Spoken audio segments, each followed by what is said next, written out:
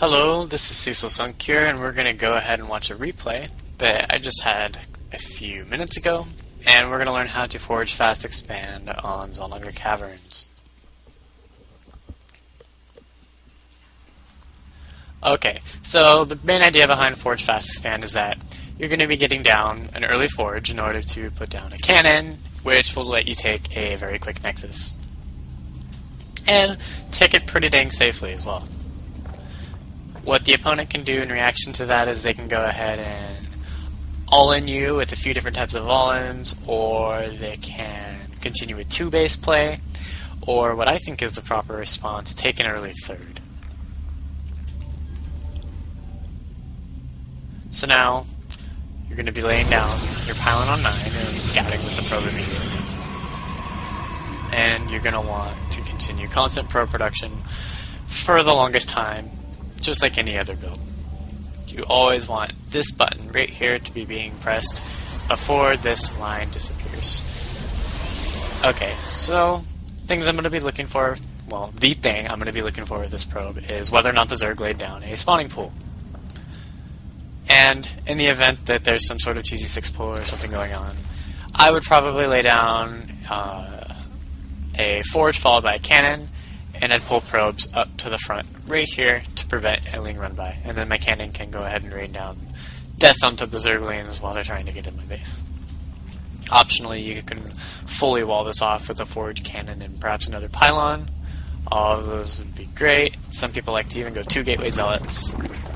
It's up to your personal preference. So now, with this probe, like I said, I was going to be looking for the pull timing. Since it's not a 6 pull, I don't need to worry about any of the shenanigans that I just talked about. And I want most importantly, my forge to go down right after the spawning pool goes down. This will let me place down a cannon when the forge finishes in order to have my cannon finished by the time lings can get to my base. So now, take a look at my supply. 16 out of 18. I'm going to need this pylon at the bottom of my ramp for additional buildings, but more importantly so that I can continue probe production. Don't want to stop making those probes. Now when the forge finishes, go ahead and lay down a cannon. I laid this gateway down just in case I saw a roach warren here. You really don't need to do that. I ended up just cancelling it and putting a nexus down. I'd say that's up to personal preference. Most people probably would not lay the gateway at all. Now, after you lay your nexus down, you're going to get a gateway. After you get your gateway, you're going to get 2 assimilators. The reason you're going to want 2 assimilators immediately after the gateway is so that when your gateway finishes, you can lay down your core, and when your core finishes, you'll have 150 Vespene gas. That'll let you get, if you need to, a sentry and your warp gate research.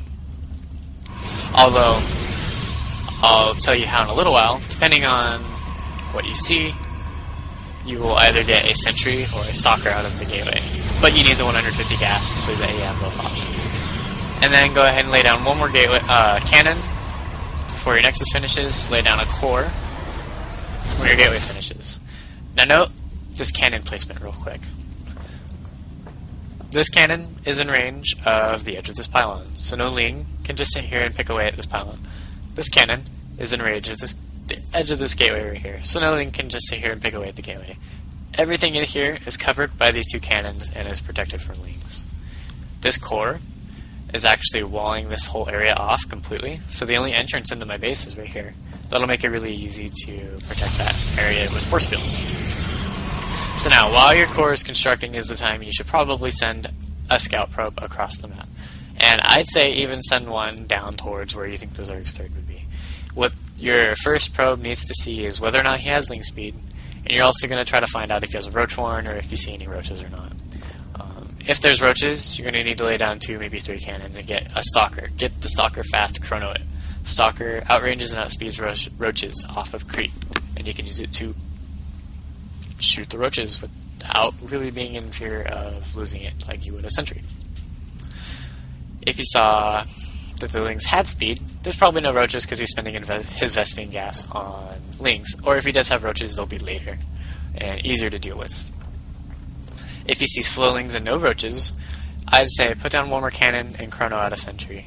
Slow lings and no roaches, he could make some banelings, which is really no big deal. if you have a sentry out, you can go ahead and force field, and the cannons will take care of banelings, no problem. If you see just slow links, it could also mean he's taking it faster. That's what the second probe going around the corner is for. So now that covers all the different, well, at least all the not weird things, the normal things that a Zerg can do at this point in the game that he can use to get himself an advantage. And I believe that covered what to do in case you see all the different things. And I'd say this whole scouting probe and reacting part is the most important part of the Forge Fast Expand. Most people die because they either had built too many cannons and the Zerg takes a third and they get out macroed, or they didn't build enough cannons and they die, or perhaps they get a sentry out and not enough cannons and then there's roaches and they die. It's important to know what to look for and know what to do at this point in the game. Probably the most important of all. The most important part of this build of them all, is what I'm trying to say. So now what I saw was slow links with my probe, and it ended up running into these roaches. So what I did is I immediately laid down 2 more cannons and I'm chronoing out this stalker. I'm very safe from this 6 roach pressure that this Zerg is doing. He's gonna run around and see a lot of cannons, and he ends up going this ... He missed the 3rd dot on his ellipses.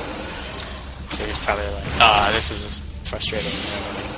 Note that I'm chrono boosting probes. I need 18 on this mineral line and 18 on this mineral line. I think that is ideal. When I have enough minerals for a bunch of gateways, I start throwing them all down. Once I have my gateways down, I'm going to go ahead and start +1 attack with my forge.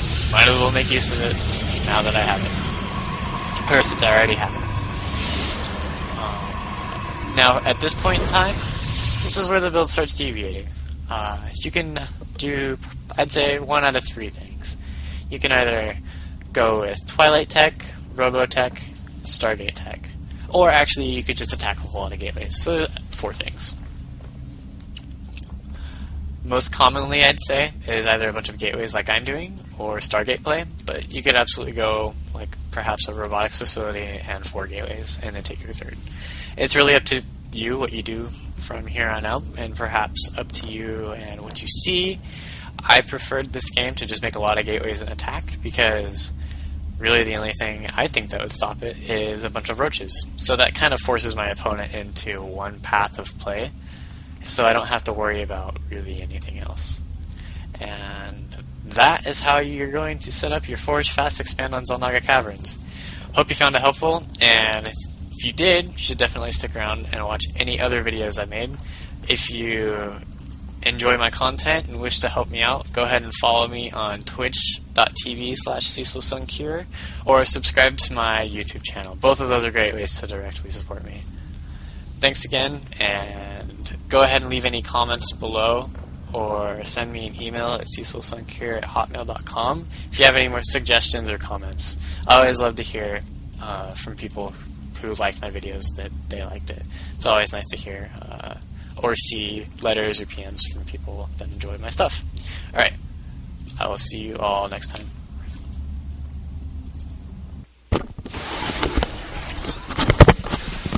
I hope that was under 10 minutes. I should have like a timer in front of me for when I'm doing that stuff. So I'm gonna quickly check and see if any of you guys are in the stream. I'm not even on the list.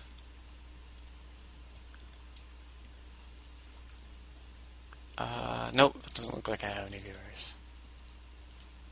Is there anybody in the chat? Doesn't look like I have any viewers. Nope, nobody in the chat. Alright, I'll be right back. I have to cut this recording